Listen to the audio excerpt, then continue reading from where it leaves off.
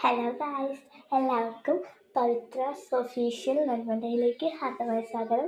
ഇന്ന് നമുക്ക് Lipton green ടീയിലേക്കുള്ള നേരെ വീഡിയോയിലേക്ക് പോവാം. അപ്പോൾ ആദ്യം തന്നെ നമുക്ക് ആവശ്യമായ ഒരു കപ്പ്, നിങ്ങൾക്ക് എത്രയാണോ ആവശ്യം നിങ്ങൾക്ക് അത്രയും വെക്കട്ടോ.